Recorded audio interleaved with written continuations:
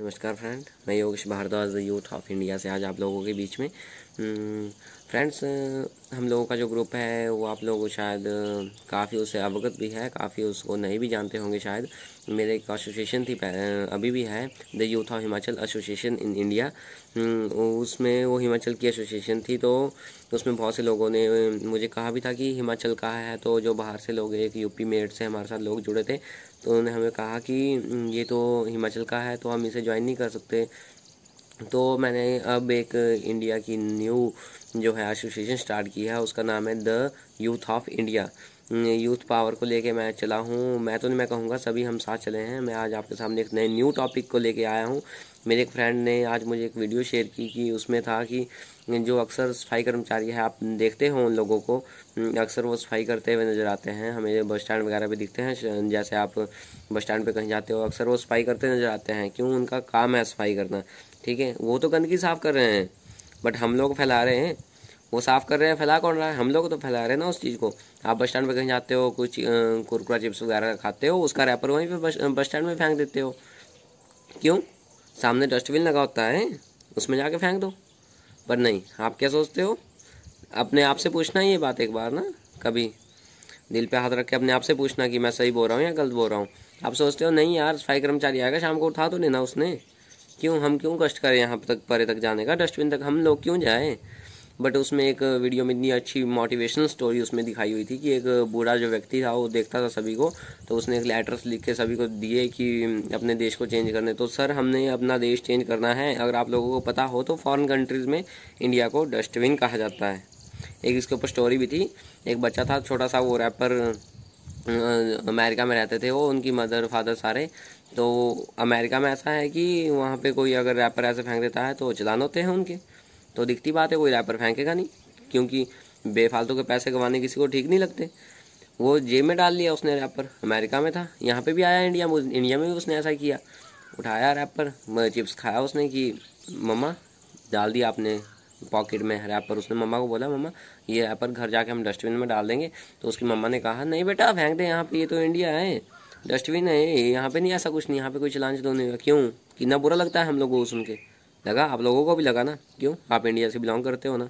अगर आपको कोई डस्टबिन बोलेगा आपको बुरा लगता है, तो सर क्यों क्यों ये चीज़ें जो फैला रहे हैं, हम लोग फैला रहे हैं। अगर आज हम इंडिया में गंदगी डालते खुद, तो आज शायद हम लोगों को कोई फॉरेन कंट्रीज में डस्टबिन नहीं बोलते, हमारे इंडिया को कोई।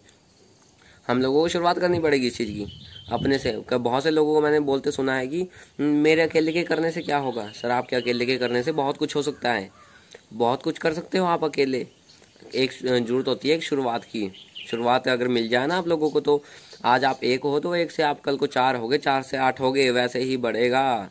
एकदम से आप सोचोगे एकदम से पूरा इंडिया क्लीन हो जाएगा, नहीं, दैट इज़ नॉट पॉसिबल। ये कभी नहीं हो पाएगा, ऐसा तो कभी भी नहीं होगा। एक शुरुआत तो करनी पड़ेगी। और बहुत सारी चीज़ें ऐसी है, हम इतने गोल्स को लेके चले हैं। सर, हमारे पास कोई पावर नहीं है।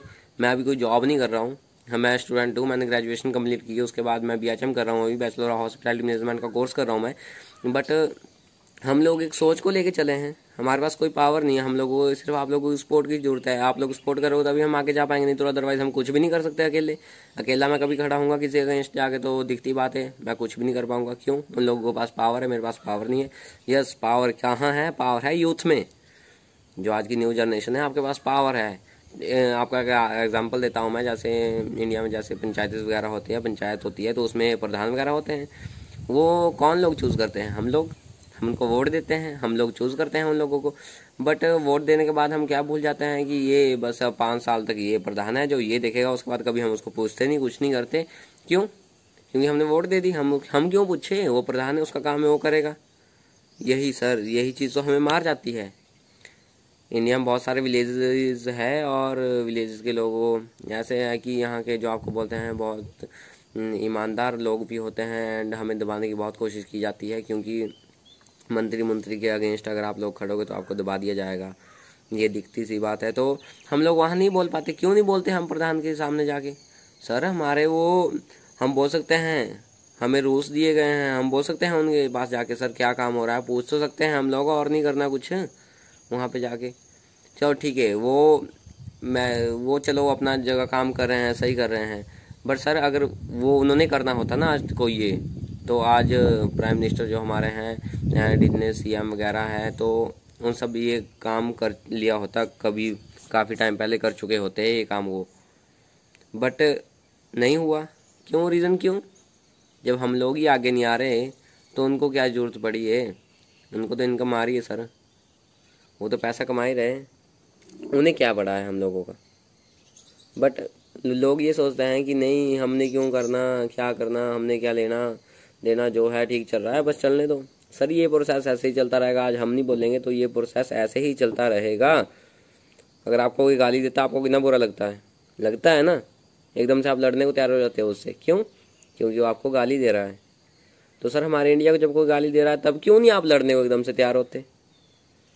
बॉर्डर पे कोई गाली दे रहा है तो एकदम से आर्मी वाले होते हैं तो उनको गुस्सा जाता है, वो शूट कर देते हैं, फाइट स्टार्ट हो जाती है वहाँ पे। क्यों? क्यों होती है?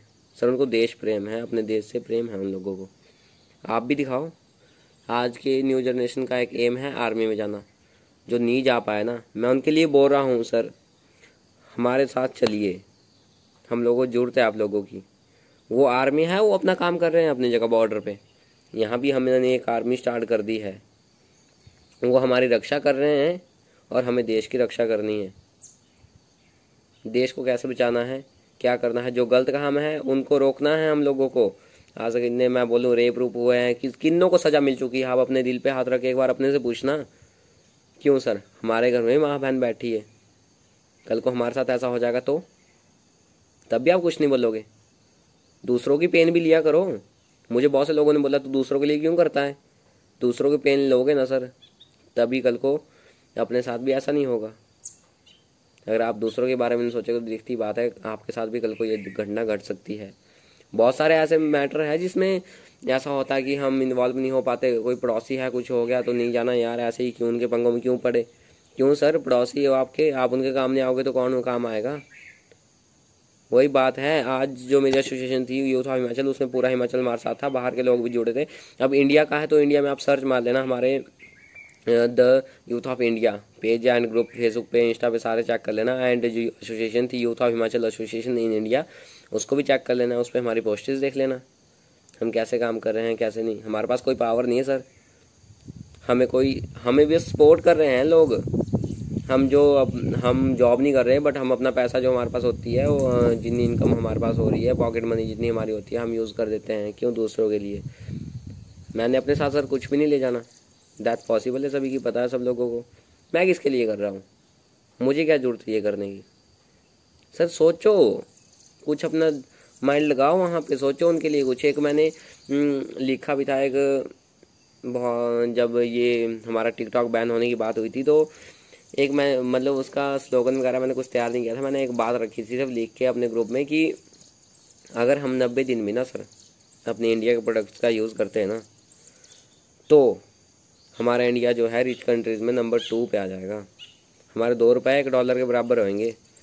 मैंने ये सोच के लिखा था, ठीक है। वो किसने एक पिक क्रिएट कर दी उस चीज़ की, मुझे नहीं पता कौन है, जो भी था मैं उसका थैंक यू करता हूँ, ठीक है। उन्होंने समझा हमारी बात को, उन्होंने लिखा आगे, उन्होंने एक पिक क्रिएट की। सर थैंक यू, बुहान आपको हमेशा खुश रखे। अगर ऐसी सोच आप सभी की होगी तब देश चेंज हो सकता है सर।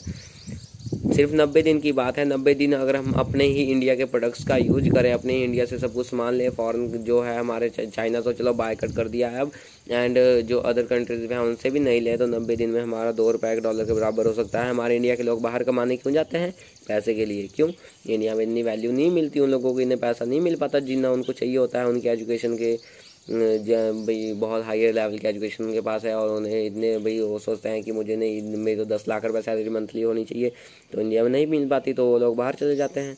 जब सर $2 आपका $1 के बराबर होगा तो उन लोगों को भी बाहर जाने की जरूरत नहीं पड़ेगी। आप नहीं चाहते बाहर से लोग हमारे इंडिया में कमाने आए, हम क्यों जाए बाहर?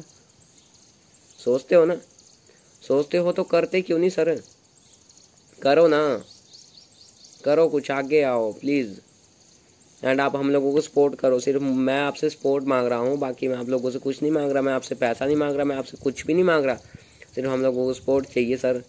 ये जो गलत काम है मैं इसके लिए एक्शन लूँगा, मैं इसके लिए लड़ रहा हूँ सर। मुझे कुछ नहीं मिलेगा इससे, मेरी खुंदगी बढ़ेगी औरों से, दुश्मनी लेंगे लोग मुझसे, बट सर मैं आप लोगों के लिए लड़ रहा हूँ। मुझे कोई बेनिफिट नहीं होने वाला इन चीज़ों से। Thank you.